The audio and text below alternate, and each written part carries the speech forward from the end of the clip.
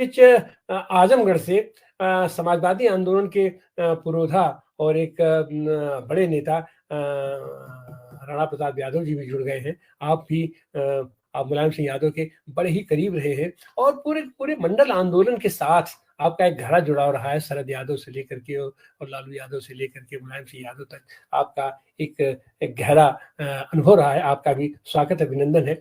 अब हम आते हैं बनारस। बनारस तो अतहल जवाल लारी साहब भी तमाम दलों से गुजरते हुए, लेकिन समाजवादी आंदोलन से जमीनी स्तर पर आप जुड़े रहे हैं और आपने बनारस में कई बार अपना जुझारू तेवर के साथ आपने बनारस में चुनाव लड़ने का काम किया है। तो अतहल जमाल लारी साहब से हम उनसे उनके पास चलेंगे अपनी टिप्पणी के लिए। नेताजी की विरासत को आप किस तरीके से देखते हैं समाजवादी आंदोलन के संदर्भ में?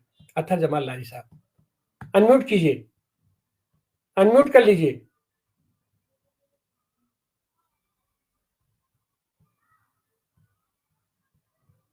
अनम्यूट कर लीजिए। हाँ जी जी, नहीं, फिर म्यूट हो गया, हाँ आप ठीक है, बोलिए।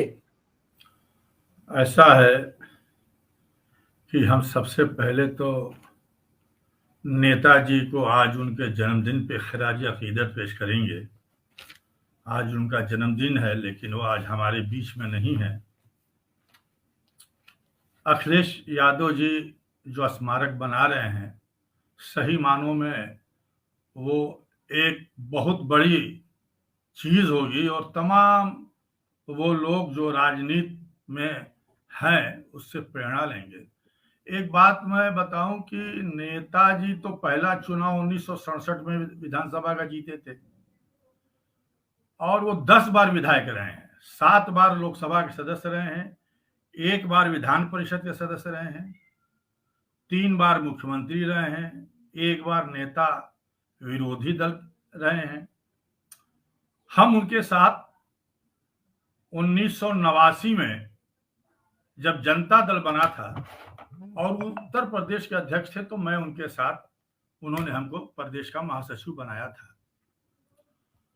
और सही मानों में अगर कोई धरती पुत्र है, रहा है, कोई शख्सियत रही है, तो शख्सियत का नाम है माननीय मुलायम सिंह यादव जी। नेताजी सुभाष कहा जाता था, अब माननीय मुलायम सिंह यादव जी को नेताजी कहा जाने लगा। राजनारायण जी को लोकबंधु राजनारायण जी कहते थे। और हमारी राजनीति की शुरुआत तो लोहिया जी के अंग्रेजी हटाओ आंदोलन से शुरू हुई, जब हम छात्र थे, छोटे थे। आज नेताजी की कमी बहुत खल रही है। हालांकि नेताजी को भी बदनाम करने के लिए भाजपा ने पूरी कोशिश की। एक वक्त आया जब यहाँ के संविधान को खत्म करने की कोशिश की गई, लोकतंत्र को तोड़ने की कोशिश की गई। हमें याद है जब हिंदुत्ववादी ताकतें बाबरी मस्जिद को तोड़ना चाहती थी, तो नेताजी ने उस वक्त संविधान को बचाया, लोकतंत्र को बचाया और संविधान की रक्षा करते हुए उन्होंने उनके बस में जो था वो करने का काम किया। और वो सबके हमदर्द हितैषी रहे हैं। वो इसी के साथ आगे बढ़े, हयात लेके चलो, कायनात लेके चलो, चलो तो सारे जमाने को साथ लेके चलो।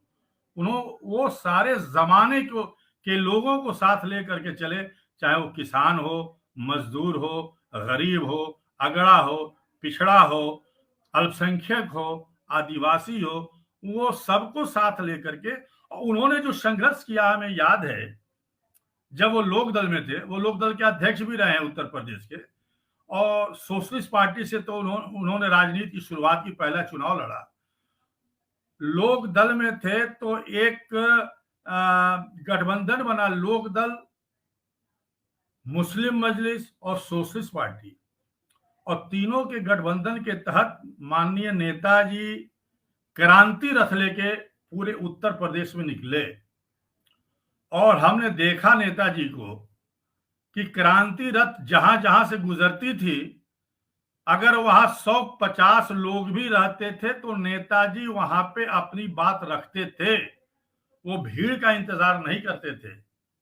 और नेताजी ने इस तरीके से मेहनत की, लड़ाई लड़ी कि जो आज यहां तक पहुंचे, चाहे वो पहलवानी के क्षेत्र में रहे हो, चाहे वो अध्यापक के क्षेत्र में रहे हो, वो हर मैदान में अव्वल रहे, आगे रहे।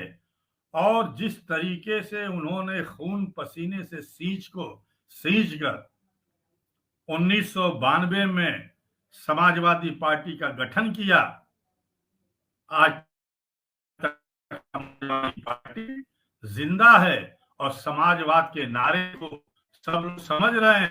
चाहे वो जननायक कर्पूरी ठाकुर जी रहे हो, चाहे लालू प्रसाद यादव जी रहे हो, चाहे शरद यादव जी रहे हो, चाहे जो लोग भी रहे हो, उनके साथ मिलके उन्होंने मंडल कमीशन की रिपोर्ट लागू करवाई। और जाति व्यवस्था के खिलाफ भी माननीय मुलायम सिंह यादव जी थे। 2010 में उन्होंने पार्लियामेंट में यह भी कहा था कि जाति एक बीमारी है, गंदगी है, इसको धोने से ही काम चलेगा, इसको ढकने से काम नहीं चलेगा। तो नेताजी हमेशा जातिगत जनगणना की बात करते रहे। मंडल कमीशन की रिपोर्ट उन लोगों के दबाव में, नेताजी के दबाव में लागू हुआ। और मंडल कमीशन की जब रिपोर्ट लागू हुई तो किस तरीके से इस देश में कमंडल यात्रा निकाली गई, किस तरीके से नेताजी को बदनाम करने की कोशिश की गई, उसी में वीपी सिंह और नेताजी की कुर्सी भी चली गई और शरद यादव जी ने कमान संभाला। मैं बता दूं कि बनारस में मंडल के समर्थन में हम पहले शख्स हैं जो हमने उसके समर्थन में आंदोलन किया, हमने मीटिंगें की, हमने जुलूस निकाले।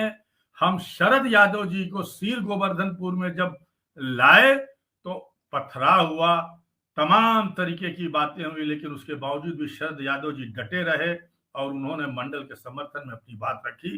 तो नेताजी को तो हम भूल सकते नहीं। नेताजी ने करीब करीब पूरे प्रदेश में जो है समाजवाद का झंडा गाड़ने की कोशिश की और कहीं कहीं गाड़ भी दिया। आज उन्हीं के नक्शे कदम पे हमारे राष्ट्रीय अध्यक्ष माननीय अखिलेश यादव भी चलने का काम कर रहे हैं और हमें पूरी उम्मीद है कि समाजवादी आंदोलन को, क्योंकि नेताजी के साथ जनेश्वर मिश्रा जी भी थे, वो भी मिनी लोहिया उनको कहा करता था, राजनारायण जी थे, जयप्रकाश नारायण जी, डॉक्टर राम मनोहर लोहिया, आचार्य नरेंद्र देव, तमाम लोगों का उनके ऊपर आशीर्वाद था। उन्हीं से लोगों से उन्होंने सीखा, चाहे मधुलिमी हो, जॉर्ज फर्नांडिस हो। नेताजी की एक व्यक्तित्व, एक हैसियत, एक ताकत, उनकी एक हिम्मत थी जो कभी कहीं डरते नहीं, कभी किसी आलोचना से घबराते नहीं, जिस कदम पे चलते उस कदम पे चलते रहते। नेताजी ने कभी पीछे मुड़ के देखा नहीं और यही उनकी खूबी और खासियत रही है। हम एक वाकया बता दें, आप हंसेंगे, नेताजी के साथ जब मैं था, उनके साथ मीटिंग जब हुआ करती थी, फिर आपके पास आते हैं लारी साहब, हम आपके पास फिर आते हैं, हम आपके पास फिर आते हैं।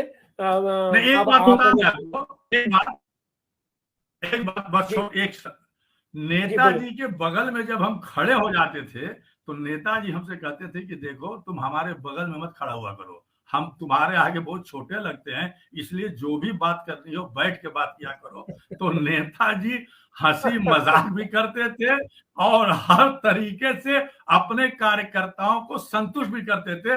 बस यही मैं आपको जो है बताना चाहूंगा। और नेताजी अमर है, अमर रहेंगे। नेताजी जब तक रहेंगे हम उन माँ बाप को भी जो है सलाम करते हैं जिन्होंने नेताजी जैसी शख्सियत और ताकत को पैदा किया, उनको भी मेरा सलाम है।